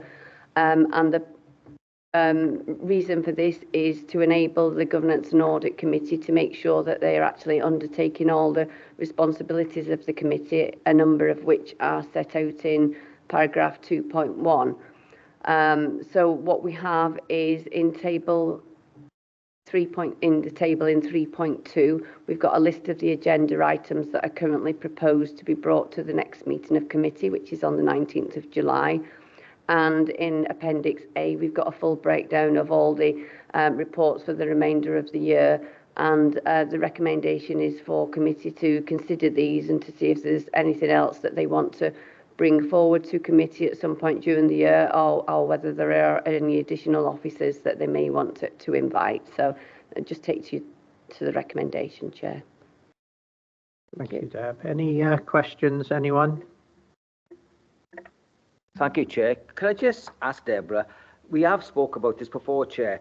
Can we perhaps go one this year, just one? Can we go into a bit of a more of a depth of one to have a bit more of an understanding of a service provider as us, like, I don't know, Treasury Management outturn reports or something like that. So we just go down a bit deeper to understand how they come to the conclusions that they come into, to better understand it so we can make a better observations on things like that. That's up to officers, obviously. If they feel we can't. But I just think sometimes it sometimes helps. Are you talking about training in respect to some of these areas? We have provided training in the past, but obviously, as we've mentioned today, there are a number of new members, new elected members, and we also will be having a new lay member. So I think, we will look to refresh some of the training that we've provided. I mean, there are a number of technical areas on here. We've got the statement of accounts coming up, which we would look to provide, an overview and some more detailed training. Nigel's done a number of these in the past, and I'm sure you'd be quite happy to do them again. Treasury management training as well. I mean, treasury management doesn't just come to this committee, it also goes to Cabinet and Council. So that would do our opportunities then for some of these to be opened, more widely then. So we can look at dates for that going forward. Thank you for that, Deborah. But that's great, but I'm just getting that it's better to understand the process, how the budget works in the council, right? That's what I'm trying to get at here. So if we have a better feeling for it, especially with new members on this committee, they'll understand it more better, so they can ask prudent questions when we're going through these reports.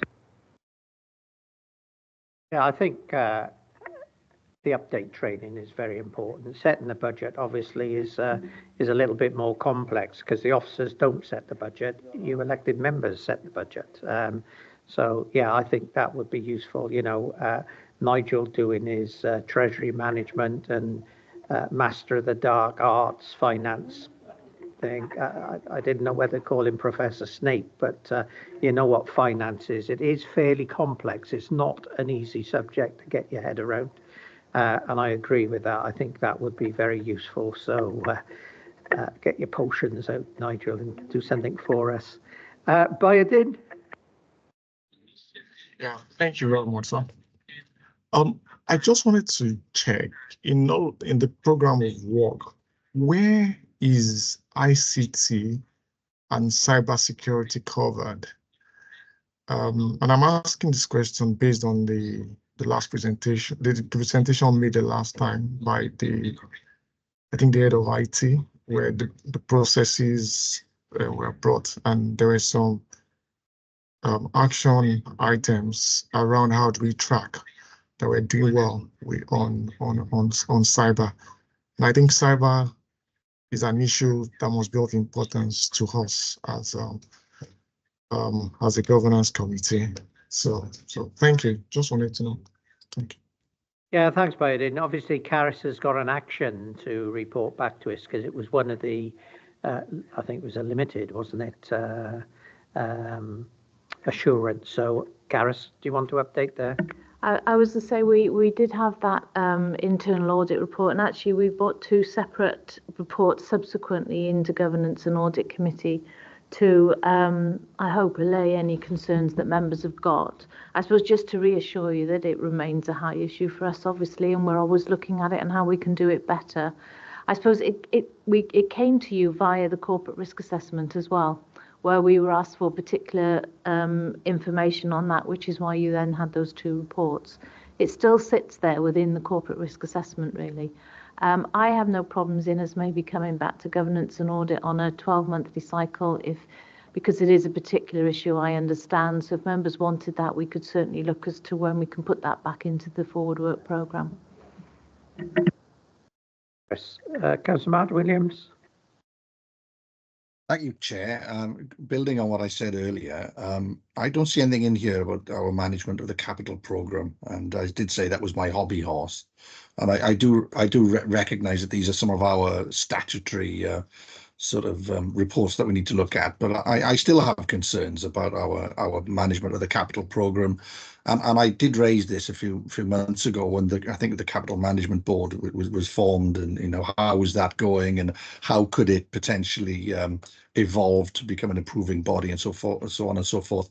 So I would like to see on here within the next quarter a good review of how we manage our capital programme, given that it's now under, it's under far more stress perhaps than it has been in the past. I'm actually happy to bring a report just on an update as to, obviously it's a matter for council to set the capital programme, but maybe just the update given the assurance. Well, sorry, Chair, what I mean is, yes, of course it's a matter for council to set the capital programme, but I'm still not convinced that the way we govern it, the way it's developed, the way it's forecast, the way it's changed, the way projects are the capital envelope for projects, the risk provision within projects. I haven't got a clear line of sight of how that works. And if I haven't got a clear line of sight of how that works, I don't know that it does work effectively. And I'd really like to have a deep dive into the capital programme to see that, give me assurance that we are doing it properly and that we have an opportunity to improve and make it more effective. I don't know whether that should actually be referred to scrutiny and then to provide. Yeah, is that scrutiny committee? Yeah. Sorry, yeah, it should go to scrutiny, I think, for them to do the work, Martin. I would say we could do that, Chair. I mean, the way it's supposed to be managed is outlined in our capital strategy, which is approved annually by council as part of our suite of papers in March or April. So we can certainly go into that in more depth. There are a number of projects on the capital programme where we have undertaken to do a review on completion of those projects. And I wonder whether the way into the issue that Councillor Williams is talking about is maybe to take one of those reviews into the scrutiny committee process so that we can learn the lessons then. So we know what it is we're supposed to be doing and how it's supposed to run.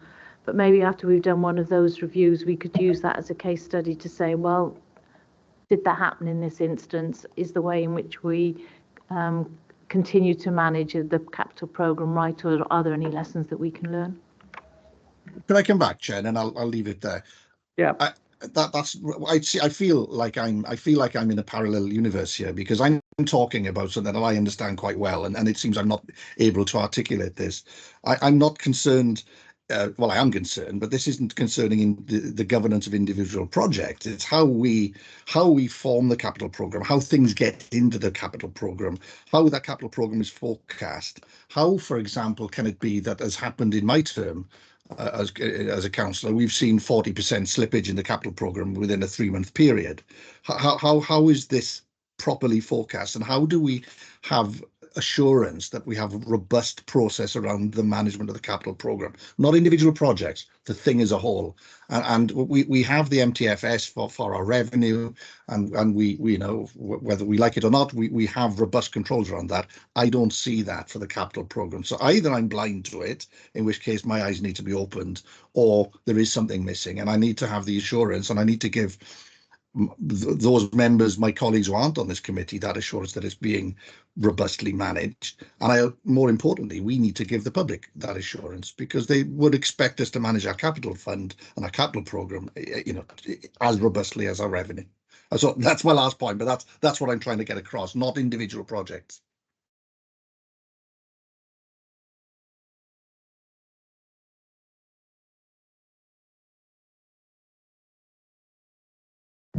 You've articulated that slightly differently to the way I've heard it before, Councillor Williams. Can I take it away and give some thought as to the best way that we can work to actually address the concerns that you're raising?